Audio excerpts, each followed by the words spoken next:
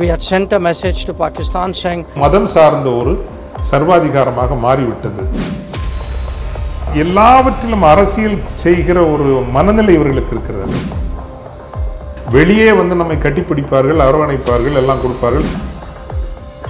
மதவெறியினுடைய சிக்கல், சாதி வெறியினுடைய சிக்கல், ஏன் மொழி வெறியினுடைய சிக்கல், எந்த நேரம்னு கூட கிடையாது. நாட்டு பாதுகாப்பிற்கு ஒரு அச்சுறுத்தல் எழுந்திருக்கிற ஒரு சூழலில் கூட Q&Q Pharmacy. Invest smart, earn extraordinary, guaranteed return, 100% buyback assurance. Q&Q Pharmacy.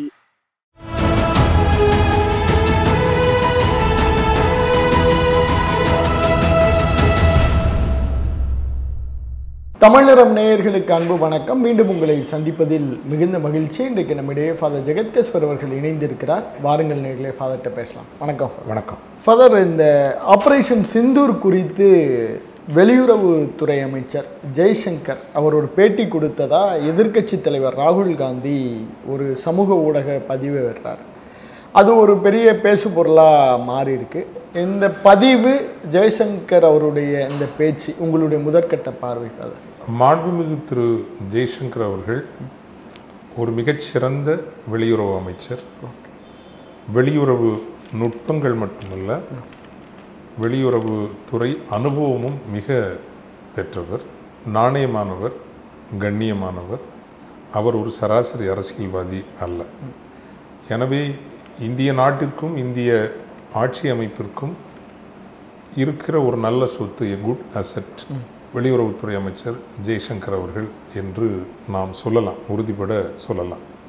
அவர் சார்ந்திருக்கிற அரசியல் கட்சி, அவர் சார்ந்திருக்கிற சில அரசியல் கொள்கைகள், அவற்றோடு நமக்கு அடிப்படை கருத்து வேறுபாடுகள் உண்டு. அதில் நாம் முரண்பட்டு பல முறை பதிவுகளும் செய்திருக்கிறோம். ஆனால் அவர் ஒரு இந்த நாட்டை நேசிக்கிற நல்ல ஒரு ப்ரொஃபஷனல்.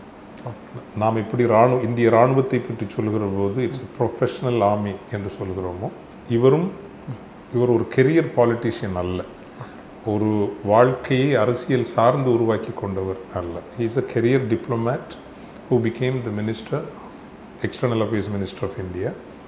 இந்தியாவுக்காக அவர் நிறைய நல்லது செய்திருக்கிறார்.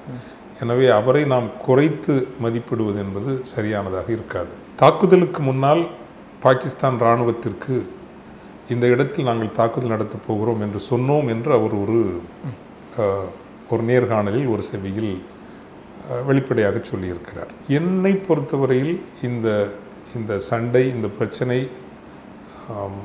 பஹல்காம் தாக்குதல் நடந்தது, அதற்கு இந்தியாவினுடைய பதிலடி, இதிலிருந்து அவர் முற்றிலுமாக விலகிச் செல்லவில்லை என்றுதான் நான் நினைக்கின்றேன். காரணம், இராணுவ அமைப்பும் வெளியுறவுத்துறையும் ஏறக்குறைய ஒரு வகையான நிலைப்பாடு எடுப்பதைத்தான் பார்க்க முடிகின்றது. ஆர்எஸ்எஸ்ஓ தெரியவில்லை, அது சார்ந்த அந்த அதிதீவிர அமைப்புகள் இருக்கின்றன அல்லவா, அவர்களினுடைய அரசியல் ஒரு பசி, ஒரு அருவருப்பான வேட்கை என்பது வேறுபட்டதாக இருந்திருக்கலாம். ஆனால் இந்திய இராணுவ அமைப்பும் வெளியுறவு அமைப்பும் தொடக்கத்திலேயே சொல்லியிருந்தார்கள், கண்ட்ரோல்டு எஸ்கலேஷன். அந்த கண்ட்ரோல்டு எஸ்கலேஷன் என்கின்ற அந்த சொல்லாடலுக்கு பின்னால் இருக்கிற அணுகுமுறை கோட்பாடு என்பது இராணுவ இலக்குகளை குறிவைப்பது இல்லை, அரசியல் இலக்குகளை, இப்போ பாகிஸ்தான் பாராளுமன்றத்தையோ சட்டமன்றங்களையோ அந்த அரசு சார்ந்து உருவாக்கப்பட்டிருக்கிற நிறுவனங்களையோ இலக்கு வைப்பதில்லை. பாகிஸ்தான் இராணுவத்தினுடைய எந்த கட்டமைப்புகளையும் இலக்கு வைப்பது இல்லை.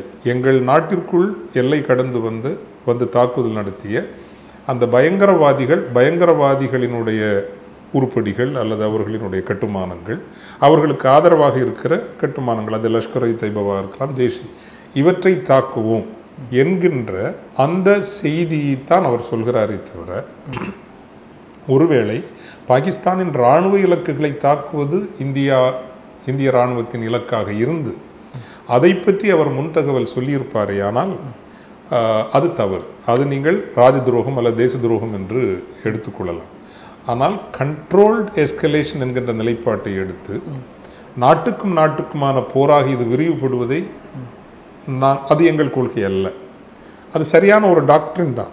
as a doctrine is a correct doctrine. ஆனால் அதை முன்னதாக சொல்வது என்பது அவர்கள் ஒரு ஒரு காலத்தில் இருந்த இராணுவ ஒழுக்கங்கள் இருக்கின்றன அல்லவா, அந்த ஒரு ஒழுக்கம் அதில் நாம் அதன் பிறகு கட்டுப்பாட்டை இழந்து அது சென்றது, வெளிநாடுகள் தலையிடுகின்ற அளவுக்கு வந்தது, ஒரு அணு ஆயுத போரை நோக்கி நகர்ந்தது, அது வேறு கதை. ஆனால் வெளியுறவுத்துறை அமைச்சர் முன்னதாக நாங்கள் இந்த இலக்குகளைத்தான் தாக்கப் போகிறோம், இராணுவ இலக்குகளையோ அரசு இலக்குகளையோ தாக்குவது இல்லை என்று சொன்னதில் அந்த எடுக்கப்பட்ட கோட்பாட்டின் அடிப்படையில் அவர் செய்த செயல் சரியானது என்றுதான் நான் நினைக்கின்றேன். அதில் பிழை எதுவும் நான் பார்க்கிறேன். அப்புறம் ஏன் ஃபாதர் பாஜகவினுடைய அந்த குழு எல்லாருமே இது இல்லை அப்படின்னு சொல்றாங்களே, அதுக்கு என்ன காரணம்? நீங்க ஒரு சரியான முடிவை எடுக்கிறப்ப அது மக்களிடம் போய் சொல்லுவது தானே ஒரு அரசினுடைய கடமை. ஆமாம், அதுதான் நான் சொன்னேன் இல்லைங்களா, நம்முடைய முன்னாள் இராணுவ தளபதி, தலைமை தளபதி நவார்னே நினைக்கிறேன், சரியாக உச்சரிக்கிறான்னு தெரியல, அவர் ரொம்ப அழகாக சொல்லியிருந்தார். அவர் இப்போது கடந்த வாரம் ஒரு நேர்காணலில், ஒரு போரை நடத்துவது என்பது பாலிவுட் திரைப்படம் அல்ல. ஒன்று, என்றுமே நீங்கள் போருக்கு சியர் லீடர்ஸ், சியர்னா கைதட்டி அதை ஆதரிக்கிற கூட்டமாக மாறாதீங்க. போர் என்பது மரணம், இழப்பு, அவலங்கள், தொடர் துயரங்கள் இவற்றோடு தொடர்புடையது. மூன்றாவது, வார் கேன் நெவர் பி ரொமான்டிசைஸ்டு. அது ஏதோ ஒரு பெரிய தூரத்தில் இருந்து கொண்டு அதை எதிரியை வீழ்த்தி விட்டோம், அடித்து விட்டோம், நொறுக்கி விட்டோம், நாங்கள் வெற்றி பெற்று விட்டோம் என்று சொல்கிற ஒரு ரொமான்டிக் என்பது காதல் அல்ல. இந்த ரொமான்டிக்ங்கிறது இங்கிலீஷில் இன்னொரு மீனிங்கும் உண்டு. அதை நம்முடைய ஒரு கனவு நாயகர்கள் போல கதாநாயகர்களாக நீங்கள் தயவு செய்து கட்டமைக்காதீர்கள் அப்படின்னு சொல்லியிருந்தார். வார் இஸ் நாட், அது ஒரு ட்ராமா தியேட்டர் இல்லை, அது real time loss of lives, blood, shattering of economy. So இது எல்லாத்தையும் வச்சு அவர் சொல்லியிருந்ததை நீங்கள் அந்த கருத்தை நீங்கள் எடுத்து பார்க்கின்ற போது, ஒரு போருக்கு செல்வது என்பது ஏற்புடைய செயல் அல்ல என்பதுதான் இப்போ உண்மையிலே பக்குவமானவர்கள், பண்பானவர்கள். ஆனால் இங்கு இருக்கக்கூடிய இந்த மத தீவிரவாதிகள் இருக்கிறார்கள், நம்ம ஒரு தொகுப்பு, அதாவது தீவிரவாதம் என்றாலே இஸ்லாமியர்கள் என்கின்ற ஒரு பிம்பத்தை இங்கு நன்றாக கட்டமைத்து விட்டார்கள். ஆனால் ஆர்எஸ்எஸ் என்பதும் அதனுடைய துணை அமைப்புகளும் அடிப்படையில் மத தீவிரவாத அமைப்புகள். ஒரு வகையில் அடுத்த கட்டம் அது மத பயங்கரவாதத்திற்கு இட்டு செல்லக்கூடிய தன்மை கொண்ட அமைப்புகள் என்பதை நாம் இன்னும் ஒரு நேரட்டிவை பில்ட் பண்ணலை. ஆனால் உலக நாடுகளுக்கு தெரிகிறது. ஆனால் தான் இன்னைக்கு முன்னர் இந்தியாவுக்கு இருந்த மரியாதை இன்னைக்கு இல்லாமல் போனதுக்கு அது ஒரு முக்கிய காரணம். அதை விடுவோம். அப்போ ஏன் இந்த பிரச்சனை வந்தது என்றால், இராணுவ அமைப்பும் வெளியுறவுத்துறையும் என்னை பொறுத்தவரையில் ஒரு ப்ரொஃபஷனல் அப்ரோச் எடுத்திருக்காங்க இந்த பிரச்சனையை பொறுத்து. இந்த ப்ரொஃபஷனல் அப்ரோச் என்னவாக இருந்திருக்க முடியும் என்று நீங்கள் பார்த்தீர்கள் என்றால், 2008ஆம் ஆண்டு தானே நம்ம மும்பை தாக்குதல் நடந்தது. இப்போ மும்பை தாக்குதல் நடந்த பிறகு இந்திய பாதுகாப்பு அமைப்பு என்ன செய்தது அப்படிங்கிற அதுக்கான விடையை நீங்கள் தேடினீர்கள் என்றாலே இப்போது என்ன செய்யப்பட்டிருக்க வேண்டும் என்பது உங்களுக்கு புரியும். அந்த 2008 தாக்குதல் கொடூரமான தாக்குதல். அதிலும் நம்முடைய முன்கணித்து தவிர்ப்பதற்கும் நமது பாதுகாப்பு அமைப்புகள் தவறி இருந்தாலும் கூட அந்த தாக்குதலில் ஈடுபட்ட 10 பயங்கரவாதிகள் இந்திய பாதுகாப்பு அமைப்புகளால் கண்டறியப்பட்டு துல்லியமாக அவர்களினுடைய கதை முடிக்கப்பட்டது. தாக்குதலில் ஈடுபட்டவர்கள் நம்பர் 1. நம்பர் 2, கசாப் கைது செய்யப்பட்டு நீதியின் முன் நிறுத்தப்பட்டு ஒரு முறையான விசாரணைக்கு பிறகு தூக்கிலிடப்பட்டார். மரண தண்டனையில் எனக்கு நம்பிக்கை இல்லை, நான் மரண தண்டனையை எதிர்க்கிறவன், ஆனால் தண்டிக்கப்பட்டார். 3வது, இந்த சதி, இந்த பயங்கரவாத தாக்குதலுக்கு பின்புலத்தில் லஷ்கரை தைபா என்கின்ற ஒரு அமைப்பு இருந்தது என்பது சான்றுகளுடன் நிரூபிக்கப்பட்டு உலகத்தின் முன்னால் அந்த சான்றுகள் வைக்கப்பட்ட காரணத்தினால் அந்த லஷ்கரை தைபாவுக்கும் பாகிஸ்தானுடைய உளவு அமைப்பான இன்டர் சர்வீசஸ் இன்டெலிஜென்சஸ், ஐஎஸ்ஐ என்று சொல்வோம், அந்த அமைப்புக்கும் தொடர்பு இருக்கிறது என்பது நிரூபிக்கப்பட்ட காரணத்தினால்தான் உலக அளவில் லஷ்கரை தைபாவுக்கு எதிராக பல தடைகள் விதிக்கப்பட்டன.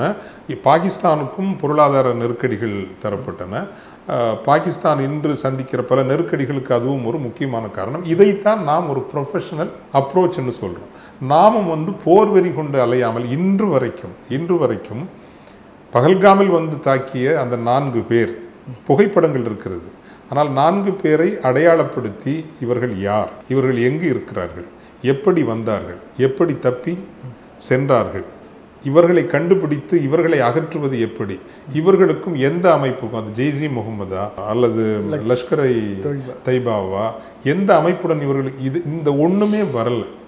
100 பயங்கரவாதிகள் கொல்லப்பட்டார்கள் எங்கள் இராணுவ நடவடிக்கையில் என்றுதான் சொல்லப்பட்டது. ஆனா இந்த கேள்வியை கேட்டா தேச துரோகி, தேசத்திற்கு எதிராக பேசுறீங்க அப்படின்னு இந்த கேள்விகள் தான் நாம் கேட்க வேண்டும். இந்த கேள்வி அதனால தான் நம்ம வந்து இன்றைக்கு ஏன் நாம் வெளியுறவு செயலர் திரு மிஸ்ரி அவர்களோடோ அல்லது வெளியுறவுத்துறை அமைச்சர் அவர்களோடோ ஏன் நாம் நிற்கின்றோம்? அவர்களுக்கு இந்த உலக ஒழுங்கு என்பது புரியும். ஐ சே ரிப்பீட், உலக ஒழுங்கு, இந்த குளோபல் ஆர்டர் எப்படி இயங்கும் என்பது தெரியும். இப்போ இவங்க என்ன சொன்னாங்க, இன்னைக்கு நாங்கள் வந்து இனிமேல் வந்து இந்தியாவினுடைய பயங்கரவாதத்திற்கு எதிரான தாக்குதல் இப்படித்தான் இருக்கும் என்று நாங்கள் நிரூபித்திருக்கிறோம். இது ஒன்றுமே ஆக போகிறதில்லை. திரும்பவும் இது என்ன இந்த தாக்குதலின் ஊடாக இந்தியா என்ன சாதித்தது என்கின்ற கேள்வியை கேட்டோம் என்றால் என்னை பொறுத்தவரையில் ஒன்றும் பெரிதாக சாதிக்கவில்லை. ஒரு அரசியல் பரபரப்பை உருவாக்கி ஒரு தொகுப்பு மக்களை மேலும் வெறி கொண்டதாக்கி ஒருவேளை அந்த பீகார் தேர்தலுக்கு தங்களுக்கு சாதகமான ஒரு நிலையை உருவாக்கியதை தவிர வேற ஒன்றும் நடக்கலை. காரணம், நாம் நினைப்பதை போல ஒரு அணு ஆயுத போரை நடத்துவது என்பதெல்லாம் எளிதான செயல் அல்ல. அந்த எளிதான அந்த அணு ஆயுத போரையெல்லாம் நடத்திவிட்டு உலக அரங்கில் இன்று இருக்கிற ஒரு தலை நிமிர்வோடெல்லாம் நாம் தலை நிமிர்ந்து நிற்க முடியாது. அதற்கான விலைகளை 1-2 ஆண்டுகள் அல்ல, இதுவரை காலம் நாம் சாதித்த பல சாதனைகளை வெகுவாக நாம் அவற்றை இழந்துவிட வேண்டி வரும். உலக நாடுகளும் அப்படி ஒன்றும் தார்மீக ஒழுக்கங்களின் அடிப்படையில் இயங்குகின்றவை அல்ல. நான் இப்படி சொல்வதால் ஏதோ நாம் தவறாக நடந்து கொள்கிறோம், உலக நாடுகள் சரியாக நடந்து கொள்கின்றன என்று பொருளே அல்ல. நீங்கள் இந்திய பாகிஸ்தான் உறவில் உலக நாடுகள் எப்படி நடந்து கொள்கின்றன என்பதை நீங்கள் பாருங்களேன். இந்தியாவுக்கு இராணுவ இந்தியா யாரிடமிருந்தெல்லாம் வாங்குகிறது? பிரான்ஸ் நாட்டிலிருந்து வாங்குகிறது, அமெரிக்காவிடமிருந்து வாங்குகிறது, இஸ்ரேலிடமிருந்து வாங்குகிறது, ரஷ்யாவிடமிருந்து வாங்குகிறது. இதே ரஷ்யா தான் பாகிஸ்தானுக்கும் ஆயுதங்கள் விற்கிறது. இதே அமெரிக்கா தான் பாகிஸ்தானுக்கும் ஆயுதங்கள் விற்கிறது. துருக்கியிடமிருந்தும் நான் சில ஆயுதங்களை வாங்கி கொண்டு தான் இருக்கிறோம். அவர்களை பொறுத்தவரையில் 2 நாடுகளும் ஆயுத சந்தை.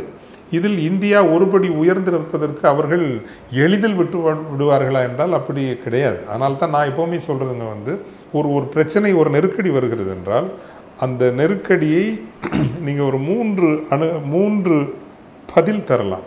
ஒன்று இம்பல்சிவ் அண்ட் இமோஷனல் பதில், ஒரு உணர்வெழுச்சியான ஆவேசமான ஆக்ரோஷமான பதில்.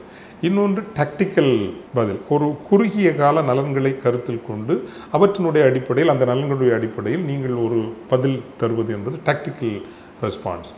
ஆனால் 50 ஆண்டு கால 100 ஆண்டு கால அனுகூலங்களையும் பாதகங்களை அணிந்து எங்கு நிற்க வேண்டும், நாம் எந்த இடத்திற்கு உயர வேண்டும் என்கின்ற அடிப்படையில் நீங்கள் திட்டங்கள் வகுப்புவதும் செயலை செய்வதும் தான் ஸ்ட்ராட்டஜிக் மூலோபாய அணுகுமுறைன்னு சொல்லுவோம். அந்த மூலோபாய களத்தில் இந்த நாடுகள் வந்து ஓரளவுக்கு கரெக்டாக நடந்துக்குவாங்க. நம்ம இன்னைக்கு வந்து அந்த அரசியல் உடனடி இம்பல்சிவ் கொடுத்தா தான் நமக்கு அரசியல் அறுவடை நடக்கும். இதை எப்படி நீங்கள் புரிஞ்சுக்கணும் அப்படின்னா, 1990களில் தான் இந்தியா இந்த நியூக்ளியர் வெப்பனைசேஷன் 90களில் தான் நடக்குது. பொக்காரான் 2 நடந்தது 1998 அப்படின்னு நான் நடக்கிறேன். இப்போ இந்த காலப்பகுதியில் இதே நாடுகள், இந்த ரஷ்யாவோ இந்த நாடுகளோ வந்து பாகிஸ்தானும் அணு ஆயுத நாடாக மாறாமல் தடுத்திருந்தால் அவர்கள் உண்மையில் நம் பக்கம் நிற்கிறார்கள் என்று பொருள். என்றால் இன்று இந்தியா எடுக்கிற இந்தியா மீது வந்து தாக்குதல் நடத்துகிற துணிச்சல் பாகிஸ்தானுக்கு வந்திருக்குமா? வராது. ஆனால் இந்தியா அணு ஆயுதமயப்பட்டு விட்டது. அதே அளவுக்கு பாகிஸ்தானும் அணு ஆயுதமயப்படுவதற்கு இதே நாடுகள் தான் உதவியாக இருக்கின்றன. அப்படின்னா என்ன? 2 நாடுகளுக்கும் இடையே ஒரு மிலிட்ரி பேரிட்டி. நீங்கள் வீரர்கள் எண்ணிக்கையில் அதிகமாக இருந்தாலும், விமானங்களினுடைய விமானப்படையை அல்லது கப்பற்படையை இதெல்லாம் உங்களுக்கு நிறைய இருந்தாலும், நீங்கள் வந்து பேசிக்கலி வந்து என்னது மிலிட்ரி பேரிட்டிங்கிறது, உன்னிடமும் அணு ஆயுதம் இருக்கிறது, என்னிடமும் அணு ஆயுதமும் இருக்கிறது. இப்படி இருக்கிறதுனால நான் மீண்டும் சொல்ல டாக்டிக்கல் ஸ்ட்ராட்டஜிக், இந்த ஸ்ட்ராட்டஜிக் அட்வான்டேஜ் உலக நாடுகளுக்கு என்ன? எப்போது வேண்டுமானாலும் இந்த பிராந்தியத்தில் அவர்கள் தலையிட முடியும் என்கின்ற அந்த துருப்பு சீட்டை அவங்க எடுத்துக்கிறாங்க. இதுதான் ஒரு ஸ்ட்ராட்டஜிக் கால்குலேஷன். ஸோ அவங்க இல்லாமல் வந்து இந்த ரீஜனில் நீங்கள் எதுவும் ஒன்றும் பெருசாக பண்ண முடியாது. எங்களை கடந்து நீங்கள் செய்ய முடியாது. நாங்கள் எப்போ வேணாலும் உள்ள வர முடியுங்கிற ஒரு இதுதான் நான் என்ன சொல்கிறேன்னா ஸ்ட்ராட்டஜிக் ஃபார்சைட்னு சொல்கிறது. இன்றைக்கா இருக்கட்டும், 50 வருஷமாக ஆகட்டும், எங்களை கடந்து இந்த பிராந்தியத்தில் நீ வளர முடியாது. ஒன்றை நாங்கள் முடிக்கணும், ஒன்றை மட்டுப்படுத்தணும்னு நினச்சா நாங்கள் பண்ணுவோம். இது சரியா தவறா என்பது அது வேறு, தவறு தான். ஆனால் உலக அதிகார ஒழுங்கு இப்படித்தான் இயங்கும். இதை புரிந்து கொண்டு நன்றாக செயல்படுகிறவர் தான் நமது வெளியுறவு அமைச்சர் திரு ஜெய்சங்கர் அவர்கள். உலக ஒழுங்கு இப்படித்தான் இயங்கும், இதனூடே நாம் எப்படி படகோட்டி முன் செல்வது என்பதை கணக்கில் எடுத்துக்கொண்டு இப்போ நேச்சுரல் டிஸ்அட்வான்டேஜஸ் நிறைய இந்தியாவுக்கு இப்போ வந்துருச்சு. குறிப்பாக உலகம் என்ன கருதுகிறது என்றால், குறிப்பாக மேற்குலக நாடுகளில் 2 கோட்பாடுகள் வலுவாக இயங்கும். ஒன்று இன்றைக்கு எழுந்து கொண்டிருக்கிற இந்தியாவை போன்ற ஒரு வலதுசாரி போக்கு, இன்னொன்று உண்மையான ஜனநாயக போக்கு. இன்க்ளூசிவ், எல்லோரையும் உள்ளடக்குவது, ஜனநாயகம், வில் ஆஃப் தி பீப்புள், மக்களிடம் கருத்து கேட்டு செயல்படுவது என்று இது ஒரு பெரும் சித்தாந்த அல்லது கோட்பாடாகவே மேற்குலகில் இயங்குகிறது. அவர்களினுடைய ஆதரவு மிகச் சமீப காலம் வரை நமக்கு இருந்தது. ஆனால் இப்போது இந்தியா பெயரளவில் தான் ஜனநாயகமே தவிர இது ஒரு செமி டிக்டேட்டர்ஷிப், அதுவும் மதம் சார்ந்த ஒரு சர்வாதிகாரமாக மாறிவிட்டது. ஸோ தேர்ஃபோர் தேர்தல்கள் நடத்துவதால் நமக்கு மரியாதை இருக்கிறது. அந்த தேர்தல்கள் மீதும் இன்று உலக நாடுகளுக்கு ஐயப்பாடுகள், கேள்விகள் வந்திருப்பதால் we are a democracy in name. Democracy என்கின்ற போர்வையில் ஒரு மதவாத சர்வாதிகாரம் இங்கு வந்திருக்கிறது என்கின்ற புரிதல் தான் உலக நாடுகளுக்கு இருக்கிறது. இது ரொம்ப முக்கியமானது. 2வது, மதச்சார்பின்மை என்பது நமது நாட்டின் மிகப்பெரிய உலக சொத்தாக இருந்தது. இன்று 10 ஆண்டுகளில் இஸ்லாமியர்கள் நீதியமைப்பில் இல்லை, இஸ்லாமியர்கள் பாராளுமன்றத்தில் அமைச்சர்களாக அதிகார இடங்களில் இல்லை, சிறுபான்மையினர் திட்டமிட்டப்பட்டே நீங்கள் மதமாற்ற தடை சட்டம், அந்த சட்டம், இந்த சட்டம், வக்ஃப் சட்டம் என்கின்ற வகையில் இதெல்லாம் உலகெங்கும் கணக்கில் எடுத்துக்கொள்ளப்படாமல் இல்லை. ஸோ இப்படி நீங்கள் பலவேறு பாயிண்ட்ஸில் இந்தியா தன்னுடைய பாயிண்ட்ஸ் மதிப்பெண்கள் அதுக்கு குறைஞ்சிருக்குது. இப்போ மன்மோகன் சிங் காலம் வரை ஒரு சராசரி 80லிருந்து 90 மதிப்பெண்கள் உலக மதிப்பு என்கின்ற வருகின்ற போது மதிப்பெண் வாங்கி கொண்டிருந்த இந்தியா வெளியே நம்மை கட்டிப்பிடிப்பார்கள், அரவணைப்பார்கள், எல்லாம் கொடுப்பார்கள், சந்தை என்று ஒன்று நமக்கு இருப்பதால், மார்க்கெட் இருப்பதால். ஆனால் உள்ளுக்குள் அவர்கள் வைத்திருக்கிற மதிப்பெண் என்பது 30-35 சராசரி மதிப்பெண்கள் தான் வைத்திருப்பார்கள். எனவே தான் இந்த தாக்குதல்களின் போது இவ்வளவு கொடூரமான ஒரு பயங்கரவாத தாக்குதல் நடந்துவிட்ட பிறகும் கூட பாகிஸ்தானையும் இந்தியாவையும் சமநிலையில் வைத்துத்தான் உலக நாடுகள் பார்த்தார்களே தவிர இந்தியா பயங்கரவாதத்தால் பாதிக்கப்பட்ட ஒரு நாடு என்று பார்க்கவில்லை. அந்த இடத்தில் தான் நம்மை ஓரளவுக்கு தாங்கி பிடிப்பதற்கெல்லாம் மாண்புமிகு ஜெய்சங்கர் போன்ற ப்ரொஃபஷனல் ஒரு டிப்ளமேட் டர்ன்ட் அமைச்சர் மிக முக்கியமான சொத்தாக இருக்கிறார். அவரை மிஸ்ரி போன்ற ஓரளவுக்கு சென்சிபிள் ஆஃபீஸர்ஸையும் அசிங்கப்படுத்துவது என்பது மத வெறி பிடித்த, மத விஷம் உள்நுழைந்து விட்டு மத விஷத்தால் மட்டுமே பார்க்கக்கூடிய ஒரு கூட்டத்தினுடைய பார்வையாகத்தான் இருக்கும். இந்தியாவை உயர்ந்த நிலைக்கு கொண்டு செல்கிறவர்களுடைய பார்வையாக இருக்காது. இல்லை, அப்போ இந்த ராகுல் காந்தியோட இந்த கேள்வி அதுவும் ஒரு அரசியல் தான். அரசியல் இவங்களை எக்ஸ்போஸ் பண்ணணும்னு இவங்க அரசியலை எக்ஸ்போஸ் பண்ணணும்னு அவர் பண்றார். தவறில்லையே. ஒரு எதிர்கட்சி அந்த கேள்விகளை கேட்கத்தானே வேண்டும் இல்லையா? நீ என்னன்னா பாராளுமன்றத்தில் விவாதிக்க வரலாம் இல்லை? இவ்வளவு பெரிய பிரச்சனை நடந்திருக்குது, இவ்வளவு ஒரு ஆல்மோஸ்ட் ஒரு அணு ஆயுத போருக்கு பக்கத்தில் நம்ம போனோம். குற்றச்சாட்டுகள் வருகின்றன அல்லது பலவிதமான செய்திகள் வருகின்றன. விமானங்கள் இழக்கப்பட்டது என்கின்ற செய்தி வருகிறது. அல்லது நாமே முன்வைக்கின்ற கேள்வி, அந்த 4 பேர் இவ்வளவு கொடூரத்தை நிகழ்த்தினார்களே, இவர்களுக்கு என்னவாயிற்று? இவர்களை அடையாளப்படுத்தினீர்களா? இவர்கள் இப்போது எங்கு இருக்கிறார்கள்? இவர்களுக்கு புகலிடம் தருவது பொதுவாக நீங்கள் பாகிஸ்தான் என்று சொல்லாதீர்கள். சொன்னால் எங்கு புகலிடம் தந்திருக்கிறார்கள்? இந்த கேள்விகள் எல்லாம் பாராளுமன்றத்தில் கேட்கப்பட வேண்டுமா இல்லையா? அல்லது எப்படி இவ்வளவு பல்லாயிரம் கோடி நீங்கள் பாதுகாப்புக்காக செலவிட்ட பிறகும் கூட இவற்றையெல்லாம் கடந்து எப்படி அவர்கள் ஊடுருவி வந்தார்கள்? வந்த பிறகு நாம் ஏற்கனவே சொன்னது போல 1 மணி நேரம் வரைக்கும் உங்கள் பாதுகாப்பு படையினர் உதவிக்கு வரவில்லையே, எப்படி 150-200 கிலோமீட்டர் கடந்து அவர்கள் தப்பிச் சென்றார்கள்? இந்த கேள்வியெல்லாம் கேட்பதற்கான இடம்தானே பாராளுமன்றம் இல்லையா? அதனால் எதிர்கட்சி தலைவராக அவர் அரசியல் செய்கிறார் அப்படின்னு நம்ம சொல்ல முடியாது. கேட்கப்பட வேண்டிய கேள்விகளை கேட்பதற்கு ஒரு வாய்ப்பாக இதை பார்க்கின்றார்.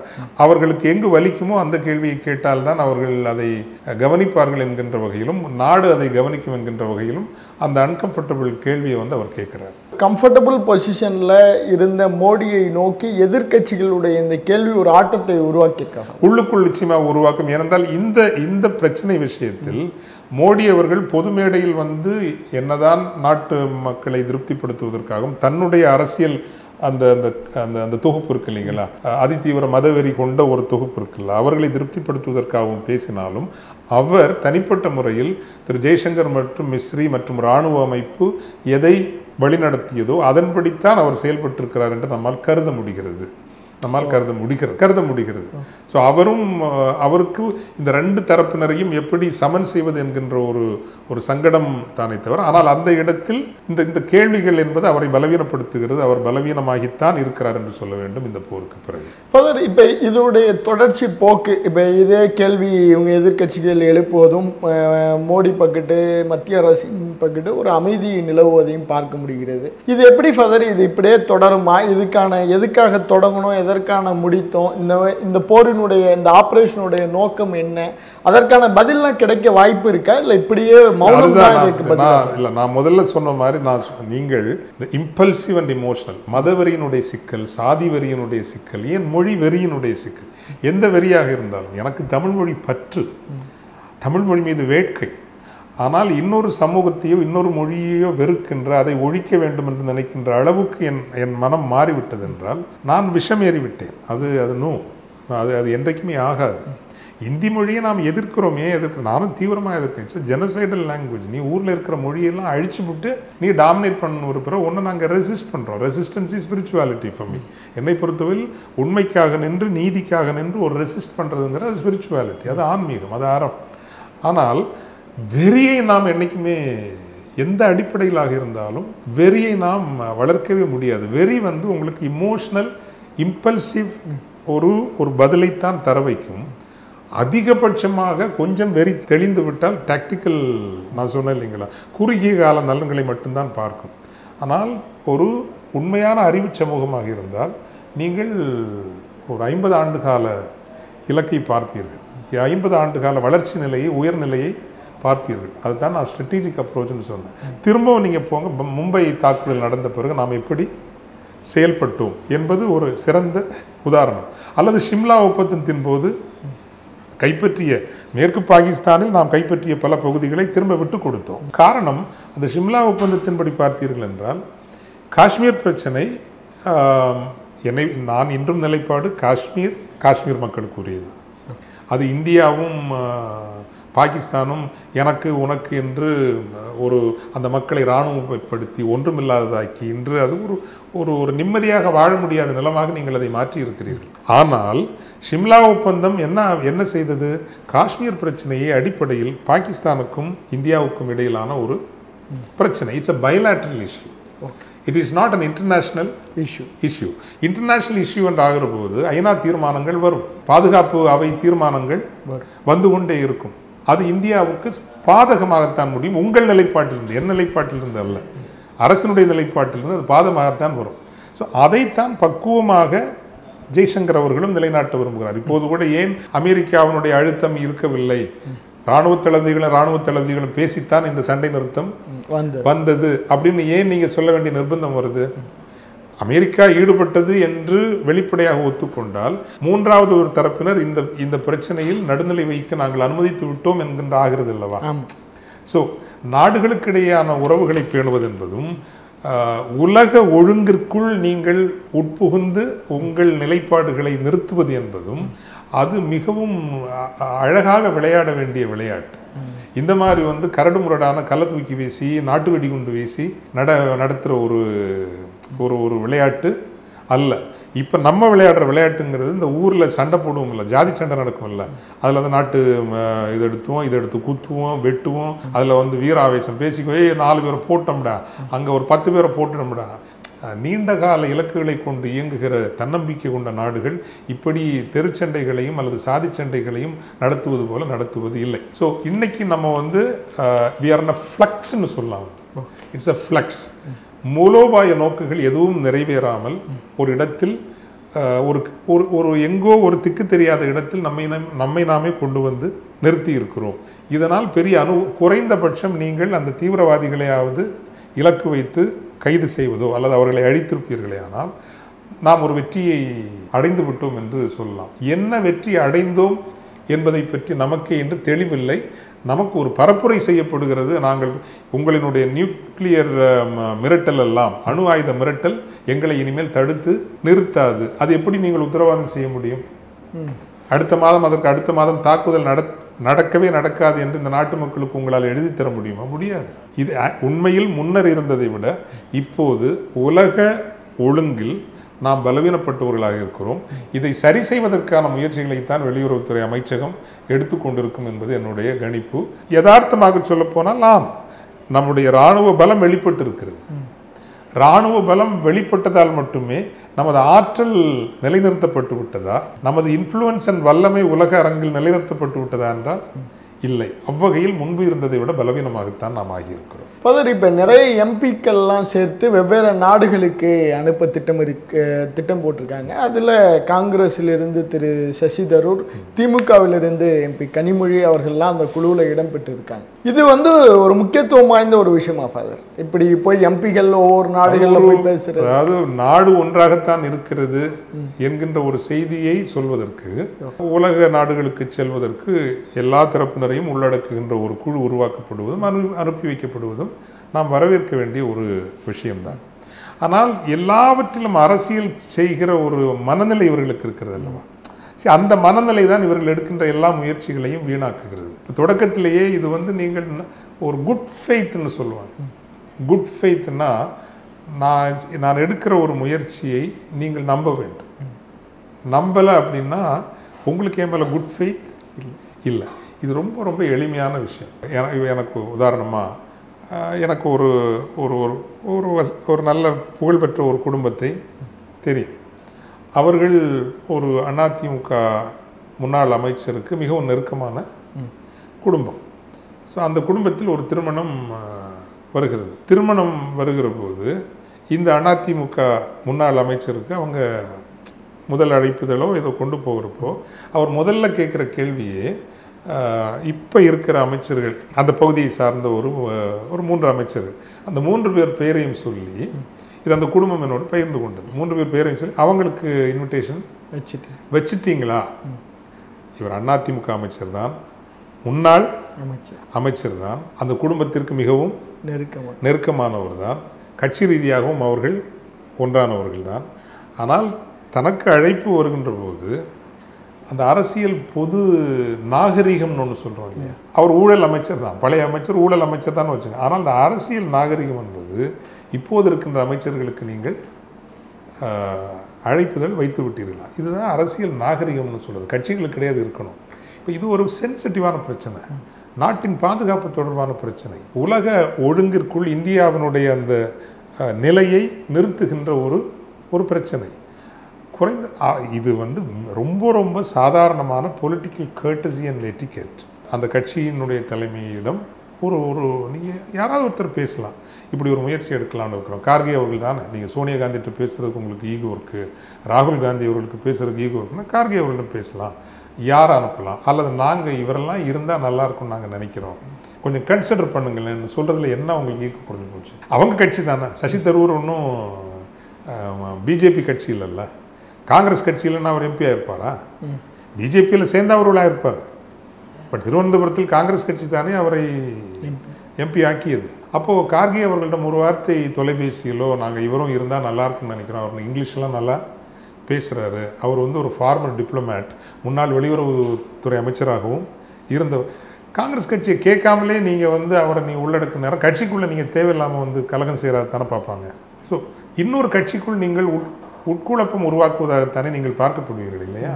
ஸோ இப்படி ஒரு நெருக்கடியான நேரத்தில் கூட இன் குட் ஃபெய்த் அதில் நீங்கள் செயல்பட முடியல அப்படின்னா இதுதான் இவங்க ஜீன்.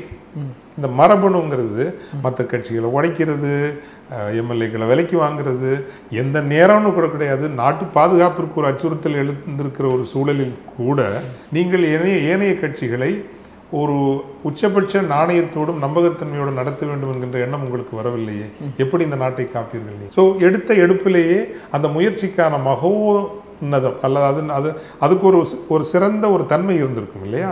உலக நாடுகள்லாம் இதெல்லாம் பார்க்காம இருக்குமா? இப்போ என்ன நினைப்பாங்க, இவங்க வந்து இப்படி தான், இது வந்து ஒரு நாடகம் நடத்துகிறாங்க அப்படி தானே பார்ப்பாங்க.